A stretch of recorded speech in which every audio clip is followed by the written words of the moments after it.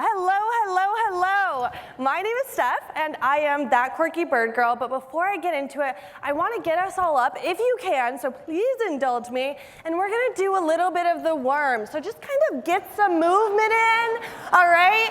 We're all about fun here, and then I want you to get some connection, so make eye contact with someone across the room and wave. 2 people. All right, thank you. All right, you can go ahead and take a seat. Thank you so much for indulging me. You'll see in a minute why I think those 2 things are so important. But as I said, my name is Steph, and I am that quirky bird girl.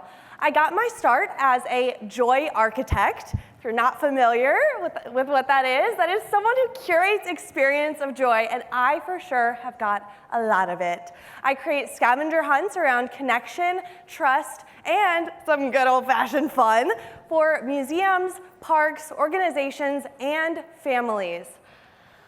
Before I started as a joy architect, I was and am a bird influencer, engaging my community of over 12,000 people and reaching over 600,000 through my content yearly.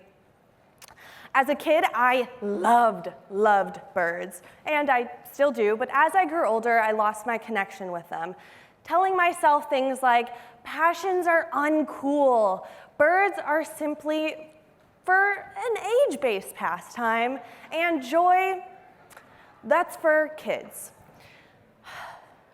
But as I learned more and more and grew with a little bit of age, I realized that this isn't necessarily the case, and that's what I'll be sharing my story around today. My apologies.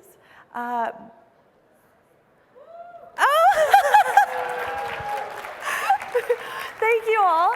I was terrified of social exclusion. As someone who is both ADHD and autistic, the experience of social exclusion felt detrimental to my growth and really just what I was trying to build around other people. Birds are part of my passion and something that allows me to open up into other folks. And the irony is that opening up in that way has actually led to more inclusion rather than exclusion. But before I get to that self-acceptance, I want to introduce you all to someone who was not so joyful. 2023 me. She was just diagnosed with a heart condition. And she was just told that she would likely never walk without a cane again. And she was just told that not only is she allergic to the sun, but she is quite literally allergic to her own sweat. And as an athlete and runner, that was quite literally some of the most terrifying information that I could have received. I was also going through a divorce at the time, moving from Chicago to New York City, and so this was my rock bottom.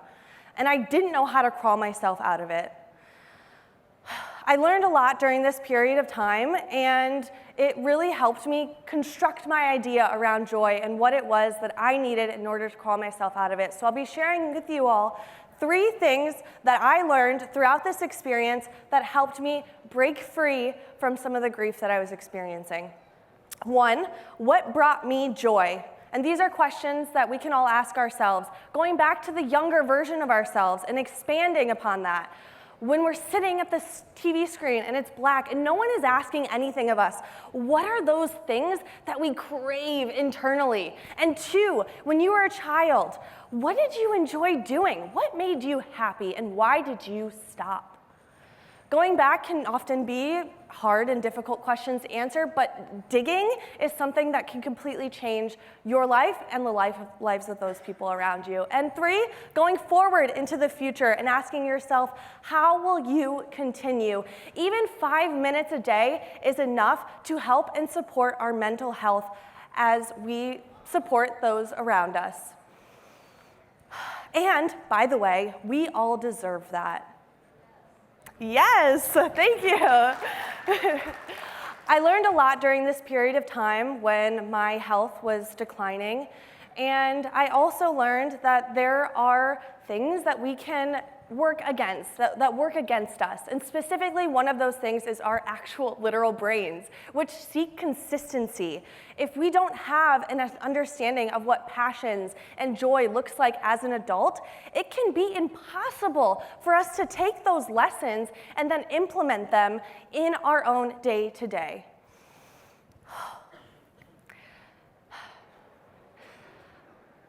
As we get older, we often lose these connections to joy, and we assume that those things will come to us at an older age or with time, but often that is not the case. That isn't what happens. We often see family members that pass away before they're able to accomplish or travel to the most beautiful places in the world that they dreamed since they were young. So I encourage you all, as I stand in front of you, don't wait until the moment is perfect. Don't wait until you have the time.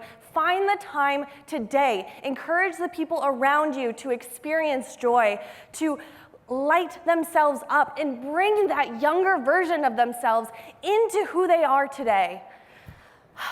My time is up with all of you, but before I exit, I just want to remind us that it takes a lot of bravery and courage, and you can do it. I believe in you.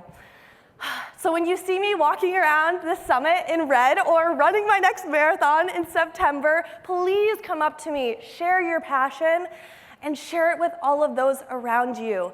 Sharing our passions and quirks are how we change the world. Thank you so much.